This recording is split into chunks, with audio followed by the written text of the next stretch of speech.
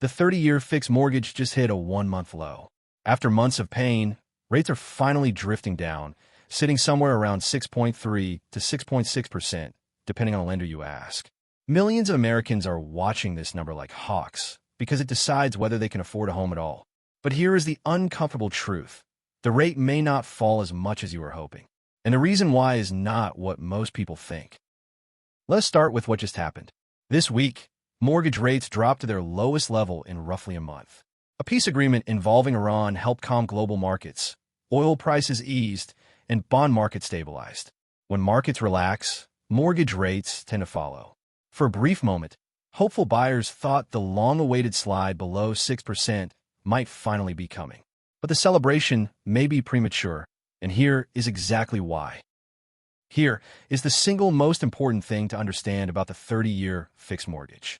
The Federal Reserve does not actually set it. Most people believe the Fed controls mortgage rates directly. They do not. The Fed sets the short-term federal funds rate. The 30-year mortgage is tied to something completely different, the yield on the 10-year Treasury bond. That distinction changes everything about how you should think about rates. So why does the 10-year Treasury matter so much? Because investors who buy mortgage-backed securities compare them to the safety of government bonds. When Treasury yields rise, mortgage rates rise. When yields fall, mortgage rates fall. Mortgage rates typically sit about 1.5 to 2 percentage points above the 10-year Treasury yield. That gap is called a spread, and right now, that spread is unusually wide. That wide spread is one of the hidden reasons your mortgage rate is stuck. In normal times, the gap between Treasury yields and mortgage rates is smaller. But after years of market turbulence, investors are demanding extra compensation for the risk of holding mortgage bonds. If that spread were to return to normal levels, mortgage rates could fall by 0.5 percentage point or more, even without the Fed doing anything at all. Now let us talk about the Fed, because there's a new face in charge. Kevin Warsh recently took over as the chair of the Federal Reserve, and Wall Street just watched his first major meeting with enormous attention. Every word a Fed chair says about inflation and rate cuts ripples through the bond market within seconds. And those ripples eventually reach the mortgage rate on the home you want to buy. Here is the trap that catches so many buyers. They assume that when the Fed finally cuts its short-term rate, mortgage rates will immediately drop too. But it does not always work that way. Sometimes the Fed cuts rates and mortgage rates actually rise because the bond market had already priced in the cut, or because investors worry about future inflation. The relationship is far messier than the headlines suggest. Fannie Mae, one of the most important institutions in the entire mortgage industry, has issued a sobering forecast. Their economists believe mortgage rates could stay stuck above 6% for an extended period, not because of any single crisis, but because of stubborn inflation, large government deficits, and a bond market that simply will not cooperate.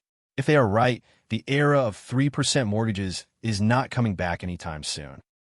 Let's put the pain in real numbers because this is where it hits home. On a $400,000 loan, a 30-year mortgage at 3% costs about $1,686 a month in principal and interest. That same loan at 6.5% costs about $2,528 a month.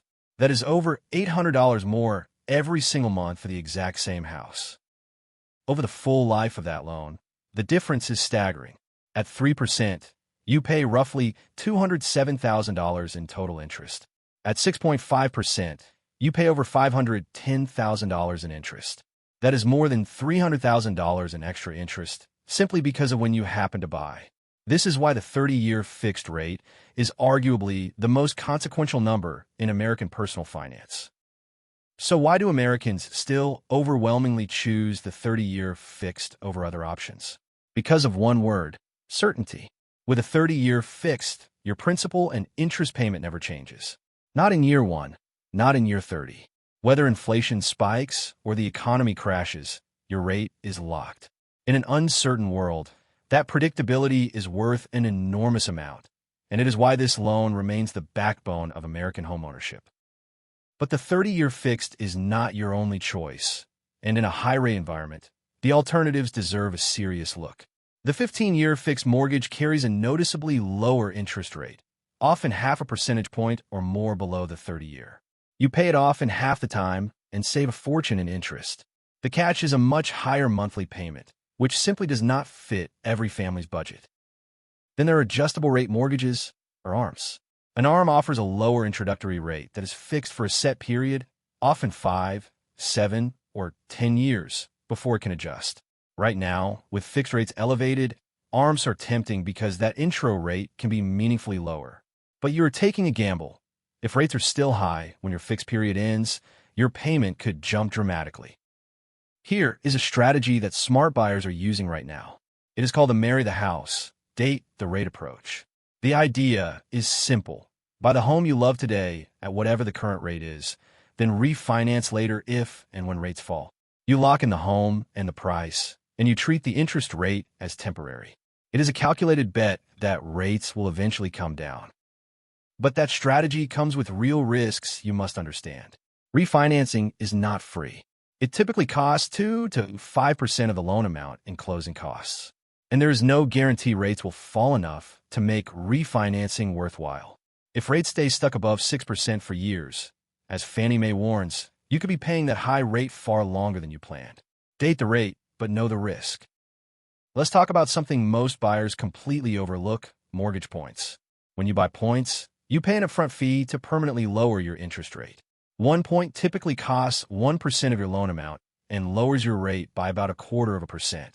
If you plan to stay in the home for many years, buying points can save you tens of thousands of dollars over the life of the loan. But points are not always smart. The key question is your break-even point. Divide the cost of the points by your monthly savings, and that tells you how many months until you come out ahead. If you might sell or refinance before that break-even date, paying for points is a waste of money. Always run the math before handing over thousands of dollars up front. This single calculation can save you a fortune. Now here is something that shocks most first-time buyers. The rate you are quoted depends heavily on your credit score. A borrower with a credit score above 760 can get a dramatically better rate than someone in the low 600s. The difference can be a full percentage point or more, which on a large loan translates to hundreds of dollars a month and $100,000 or more over the loan's life. This is why, before you ever apply, you should obsess over your credit. Pay down credit card balances, because your credit utilization ratio matters enormously. Do not open new lines of credit in the months before applying. Check your credit reports for errors, which are shockingly common and can quietly cost you a better rate. A few months of preparation can be worth more than any negotiation at the closing table. Here is a tip that the data proves over and over, yet most people ignore it. You must shop around with multiple lenders. Studies consistently show that borrowers who get just a few quotes save thousands of dollars compared to those who accept the first offer. Rates and fees vary significantly from one lender to the next, even on the same exact day, for the same exact borrower. Loyalty to one bank can be expensive. And do not just compare the interest rate. Compare the APR, the annual percentage rate, which folds in a lender's fees and gives you a truer picture of the total cost. A loan with a slightly lower rate, but enormous fees, can actually be more expensive than a loan with a marginally higher rate and lower costs. The APR is your apples-to-apples comparison tool. Use it on every single quote you receive. Let us zoom out to the housing market itself, because rates do not exist in a vacuum. Even as rates have ticked down recently, demand remains surprisingly weak. CNBC reported that mortgage rates are falling, but buyer demand is still soft. Many Americans are sitting on the sidelines, locked into the low rates they secured years ago and unwilling to trade them for a new loan at 6.5%. This has created what economists call the lock-in effect, and it is quietly distorting the entire market. Homeowners with 3% mortgages refuse to sell because moving would mean taking on a new loan at more than double their current rate. That keeps housing inventory low.